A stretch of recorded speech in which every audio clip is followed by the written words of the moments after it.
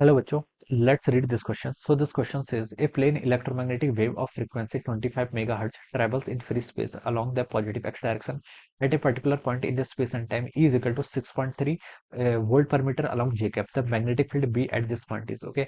आपको क्या बताना है? मैग्नेटिक फील्ड यहाँ पर कैलकुलेट करके बताना है. तो देखिए बच्चों, इस क्वेश्चन का की कॉन्सेप्ट आप क्या लिख सकते हैं? The key concept of this question. इस क्वेश्चन बच्चों आपको क्या बताना है?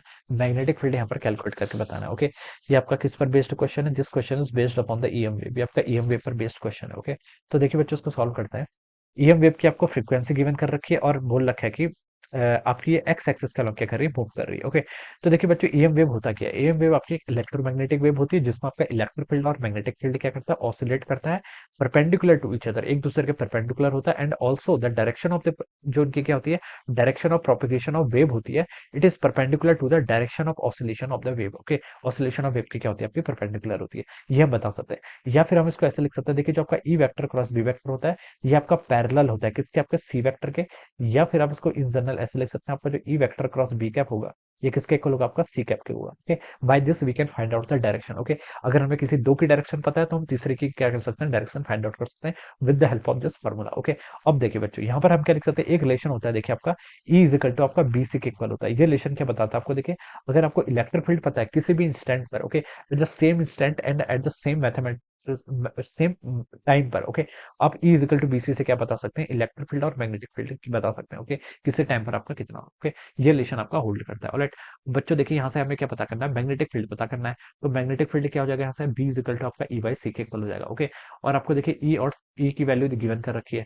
ये कितना आपका 6.3 जे कैप का अलॉन्ग है. ओके. ये यूनिट की आपकी वोल्ट पर मीटर डिवाइडेड बाय सी. सी कितना आपका? 3 into 10 to the power 8. Okay. ये आपको मीटर पर सेकंड. इसको बच्चों आप सॉल्व करेंगे तो कितना आएगा? 2.1 इंटू 10 to the power -8 के इक्वल आ गया. ओके. ये आपका Tesla, this with the magnetic field. इसकी डायरेक्शन क्या होगी? डायरेक्शन पर भी आते हैं. अभी सिर्फ हमने मैग्नीट्यूड फाइंड आउट कर लिया. ओके. बच्चों देखिए, डायरेक्शन वाले पार्ट पर अब आते हैं. ओके.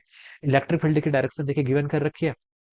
इलेक्ट्रिक फील्ड देखिए, आपका जे कैप क्या लॉन्ग है? इलेक्ट्रिक फील्ड आपका जे कैप क्या लॉन्ग है? इस फॉर्मूले का यूज करो. क्रॉस आपका मैग्नेटिक फील्ड, यही आपको फाइंड आउट करना है. ओके. और सी कैप क्या है आपका? सी कैप आपका बच्चों क्या है? सी कैप क्या है? प्रोपिगेशन ऑफ वेव की डायरेक्शन. आपकी आई कैप क्या लॉन्ग है? ओके. तो बच्चों ये कितना होना चाहिए? ये आपका के कैप क्या लॉन्ग आना चाहिए. ओके. जे कैप क्रॉस के कैप आपका ऑलवेज आई कैप के इक्वल होता है. ओके. ये आप ऐसे लिखते हैं ना, एक्स कैप, ये आपका वाई कैप, ये J cap. Okay. X cross Y ये कितना होता है आपका?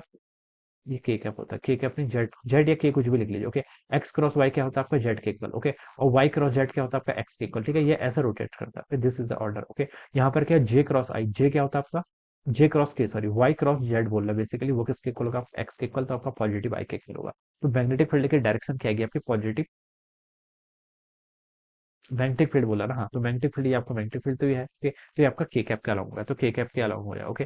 तो this will be the answer. Okay. तो ये के कैप का अलॉन्ग इसकी मैग्नेटिक फील्ड होगी. ओके. ये हम बता सकते हैं. तो मैग्नीट्यूड मैग्नीट्यूड कितना? 2.1 इंटू 10 to the power -8 और के कैप टी. ये वाला आंसर आपका क्या हो जाएगा? करेक्ट हो जाएगा. ओके.